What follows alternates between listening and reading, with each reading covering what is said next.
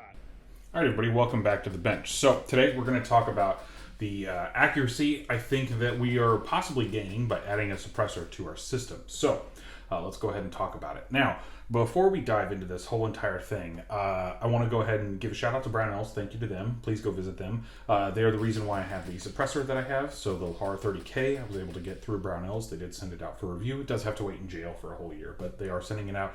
I'm kind of reviewing it right now, but when he gets out of jail, it will definitely be more of like a long-term review.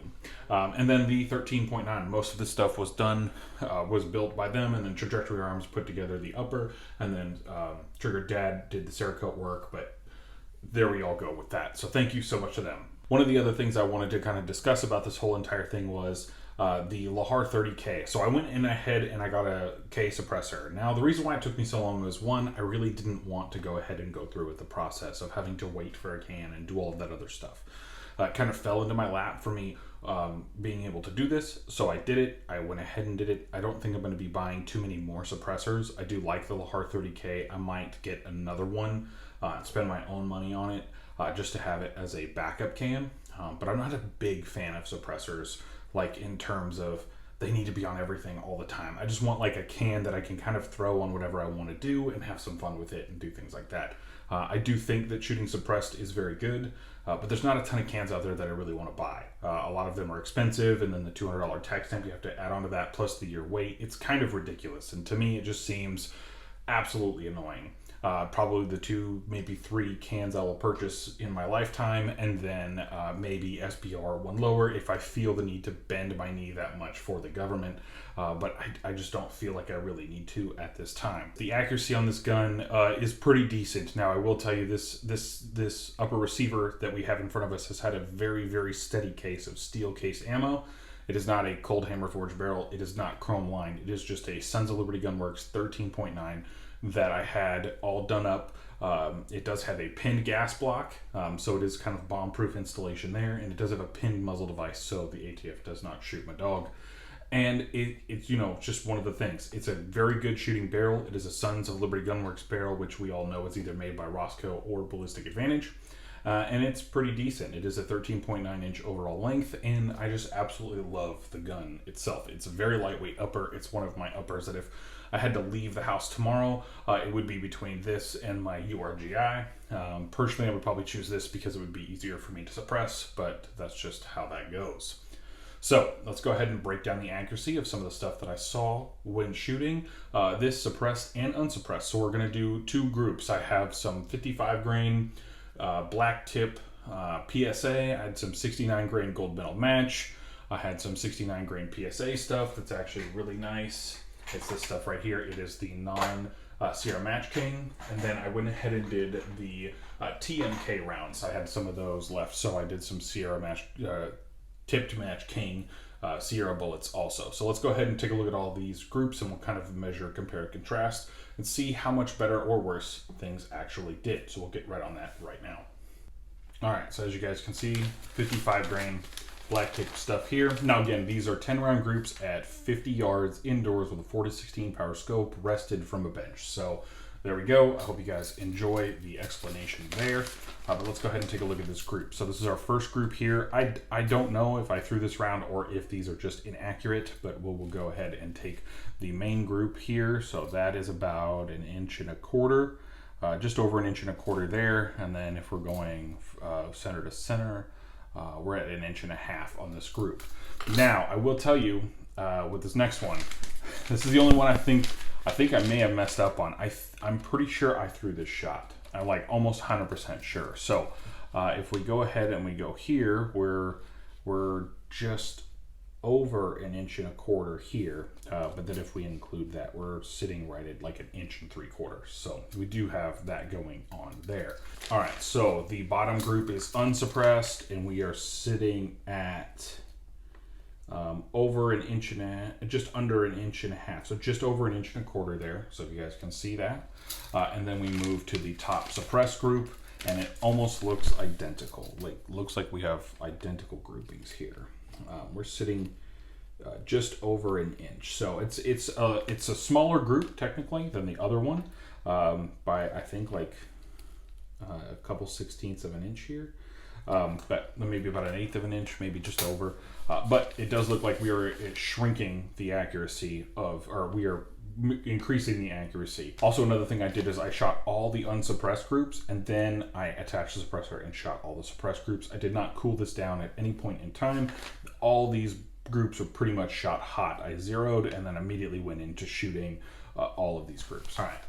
So this group I was actually incredibly not surprised, or I was surprised with, because this is the Federal 223 69 grain gold medal match.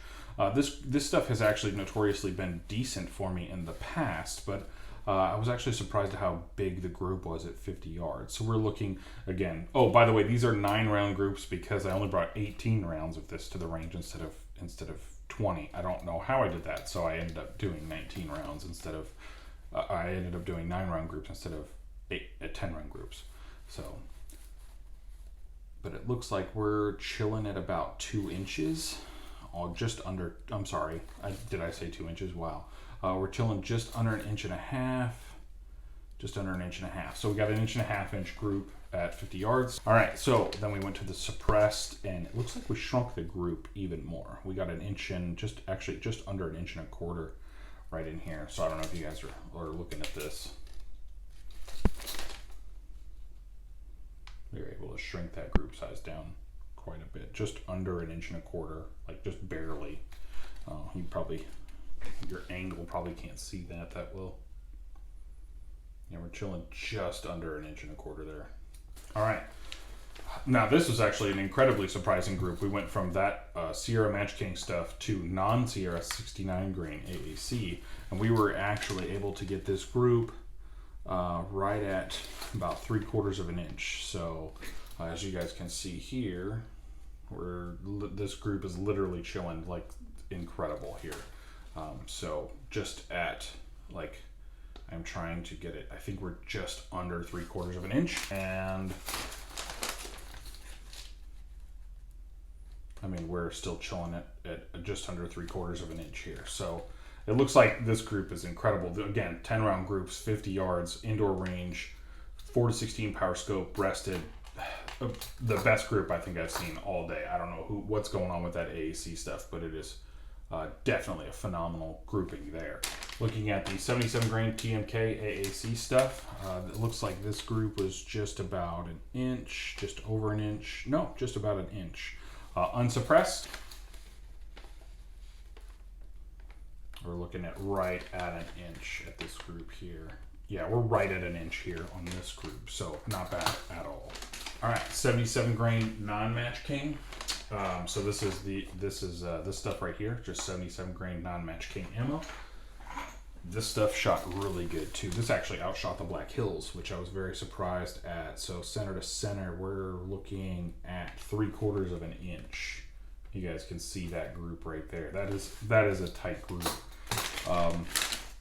And then we went over to the suppressed side and it opened up. I don't know what happened here. This can was extremely hot at this point. So the suppressed group on this one, we're looking at about 1.25 inches there, just actually right at 1.25 inches. So the suppressed group did open up just a smidge. It looks like the unsuppressed group, it shot really well out of the 13.9 inch barrel. All right, so why did I bring you guys a bunch of groups from an indoor range with your suppressor and without your suppressor and things like that? So one, I was kind of testing how my point of impact was shifting. It wasn't very much. It was less than 1 inch at 50 yards. So at 100, I do think when I get the can out of jail, I will re-zero with the can on, and then this gun will always be zeroed for a can, because this gun will probably be shot mostly with a can. The reason why I went with the Lahar 30K is it is it's a cheap duty use can, and I don't mean that to be derogatory for Aero Precision. I was able to pick that can up. It would have cost me, if I paid for it, about $315. That's what it was on sale for at Brownells. And then the transfer fee ended up being a $350. So I had to pay for the tax stamp and then the $150 for the transfer fee. So it ended up costing me more than the can to transfer it to my FFL. So that wasn't fun.